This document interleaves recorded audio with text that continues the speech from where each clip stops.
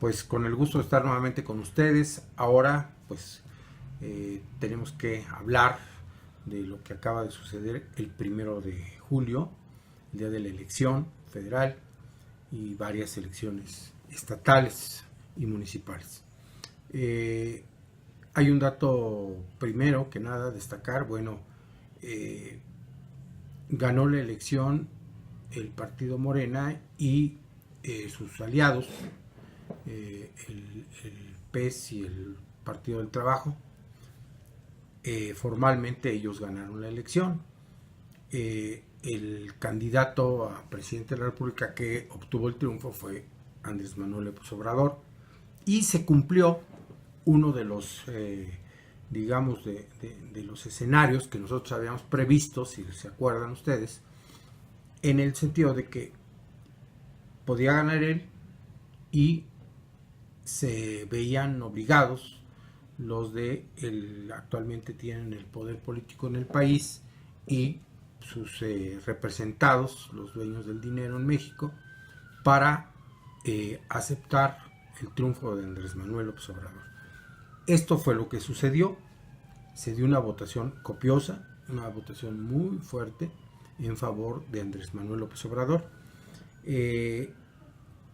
De los 90, casi 90 millones de electores listados, fueron a votar como el 63%, y de ese 63% que fue a votar, el 53% de los que votaron votó por Andrés Manuel López Obrador y por los partidos que lo apoyaron, que respaldaron su candidatura.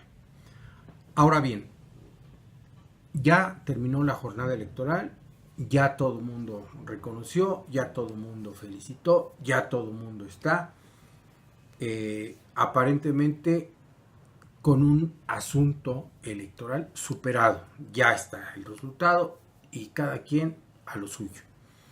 Aquí creo que es donde tenemos que empezar a hacer algunas reflexiones. Primera, efectivamente se obtuvo una votación copiosa muy grande, más de 30 millones de votos para Andrés Manuel López Obrador.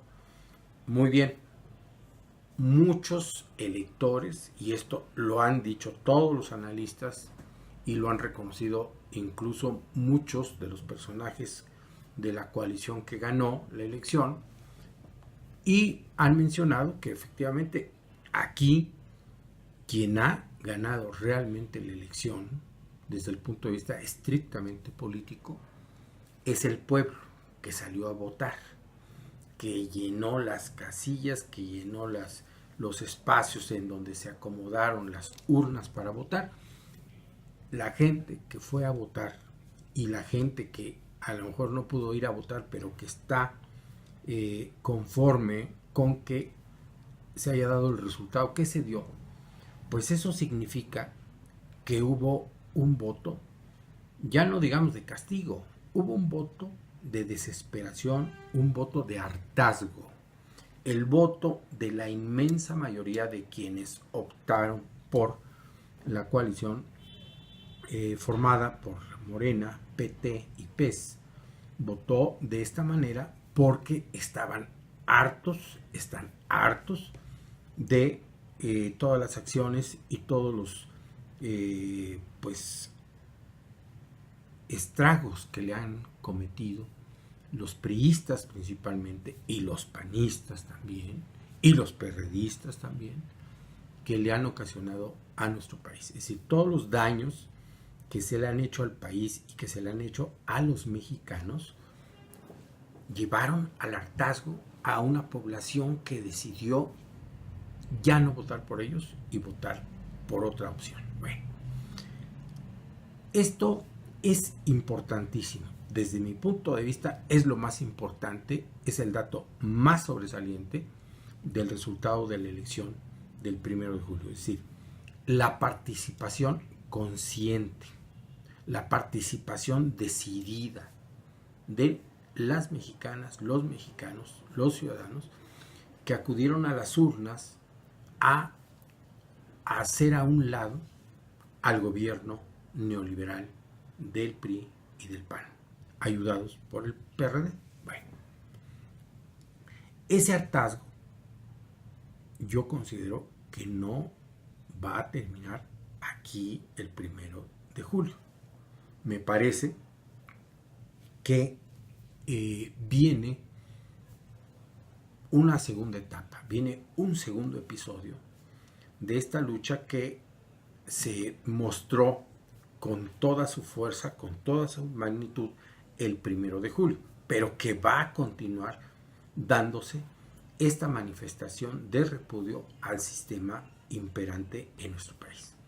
¿Y de qué manera? Bueno, pues de la manera en que se dan las cosas, hablando de política y sobre todo de el movimiento social en México. Es decir, va a seguir habiendo actos de repudio, actos de resistencia, actos de denuncia de todas las atrocidades que está viviendo y sufriendo el pueblo de México en muchos ámbitos de la vida nacional, productiva, de servicios, financiera, en todos los órdenes. Los campesinos, los pueblos originarios, los trabajadores urbanos, los empleados federales, los empleados de los estados, en fin, todo este mundo de personas que se dedican a diferentes actividades lícitas, económicas, profesionales o de todos los niveles que se quieran considerar, van a continuar, porque las cosas no se resolvieron el 1 de julio, ni se van a resolver según estamos viendo y estamos dándonos cuenta de las declaraciones del propio Andrés Manuel López Obrador, como lo que se señalaba como medidas inmediatas ya se les está poniendo un plazo más alto, más largo.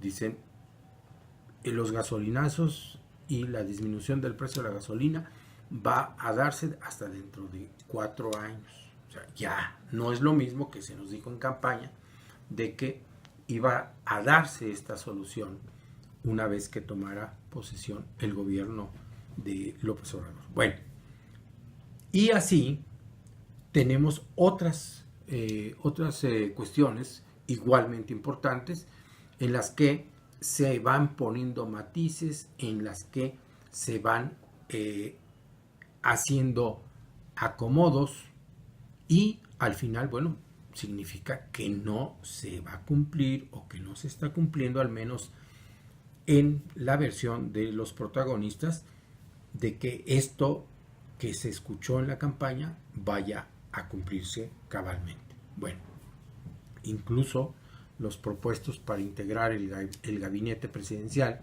de López Obrador ya han tenido ahí algún cambio más o menos significativo. Pero bueno, el asunto es que estamos en el qué hacemos después del 1 de julio. Repito, muchos ya tienen su trinchera, muchos ya tienen su espacio, muchos ya tienen su experiencia de muchos años de luchar en contra del régimen capitalista y neoliberal que nos tiene al pie del precipicio, que nos tiene al borde del precipicio, por la falta de alimentos, por la falta de la seguridad social, por la falta de suministros en las instituciones públicas de salud, principalmente el ISSSTE y el IMSS, y hartos de los abusos de las grandes corporaciones económicas que están tomando poco a poco gran parte del territorio nacional para explotar las minas, para llevar a cabo la perniciosa y criminal contaminación a través del fracking famoso, que es la ruptura de la piedra sólida abajo de la tierra para liberar algo de petróleo, algo de gas que está ahí encerrado entre las rocas. Bueno, todo esto pues nos indica que el 1 de julio fue la primera acción, fue el primer, la primera escena de este digamos, del desarrollo de lo que va a pasar política y socialmente en nuestro país. Si el candidato triunfante y su partido no cumplen con lo que ofrecieron en campaña, ya está mal el asunto, porque va a haber desencanto, va a haber desánimo y va a haber frustración. Y eso no abona en favor de la consolidación de un movimiento democrático, ciudadano, que no solamente esté integrado por personas que aceptan ser ciudadanos un solo día, el día de la elección.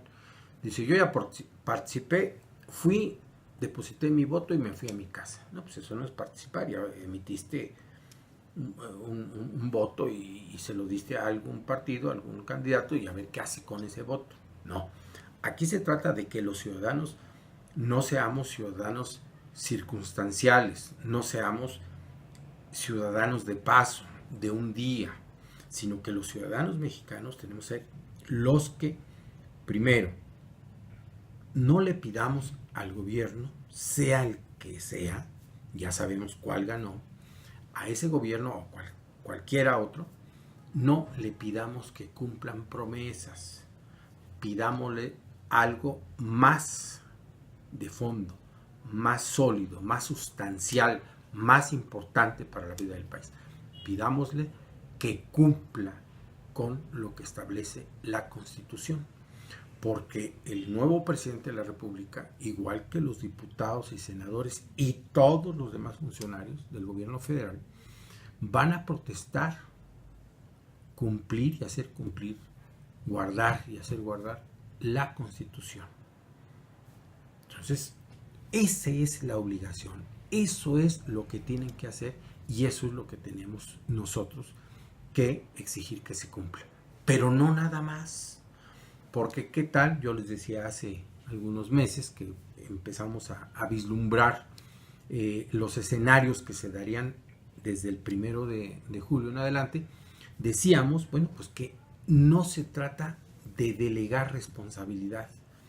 El ir a votar está muy bien, pero más allá de ese acto de ir a votar, se tiene que poner el ciudadano, la ciudadana mexicana, en el nivel, en la circunstancia que requiere el país, de vigilancia del gobierno. Pero si el gobierno no cumple por X o Z motivos, el que sea, no puede cumplir con la Constitución, no puede echar abajo las mal llamadas reformas, que no fueron más que modificaciones o ruptura del pacto social que está contenido en la Constitución. Si no pueden hacer eso, si no pueden recuperar la soberanía, si no pueden recuperar la letra y el espíritu de la Constitución en favor del pueblo, entonces no podemos quedarnos cruzados de brazos. No podemos esperar otros 6 años a ver si viene otro candidato, otro partido, que a lo mejor ahora sí nos hacen caso y ahora sí nos resuelven las cosas. No, tenemos que tomar en cuenta que la situación tan grave que vive el país se debe a medidas políticas, a medidas económicas, prácticas, tangibles, serias, que están ahí, que son palpables. No son, nuestra situación económica, social, política del país no se debe a una desgracia, a una maldición, a un castigo divino. Se debe a las acciones que han llevado a cabo los gobiernos, los legisladores en los últimos 36 años en este país. Eso lo tenemos que tener muy claro. ¿Para qué? Si sabemos qué es lo que origina una enfermedad, podremos curar la enfermedad. Pero si nos distraemos con versiones televisivas o de medios de comunicación escritos de que pues ahora vamos a ver si este sí cumple, pero por lo demás ya pasó. No, todo es una unidad. Lo que se hizo trasciende a este momento. Lo que se haga en este momento va a trascender para después, pero va a trascender también sobre lo que se hizo, porque se hizo mal, se tiene que llevar a cabo un juicio en contra de los funcionarios, principalmente de los presidentes de la República, que cometieron faltas graves en contra del país. Entonces, esto es lo que viene. Tenemos que prepararnos, tenemos que participar sin temor. Ya vieron que el régimen corrupto de más de 70 años se le pudo echar por la vía electoral. Bueno, pues preparémonos, porque lo más seguro es que estos no se van a quedar cruzados de brazos. Eso es lo que yo quise pues el día de hoy comentar con ustedes, reflexionar esta situación, y pues seguiremos conversando en la próxima semana. Hasta luego.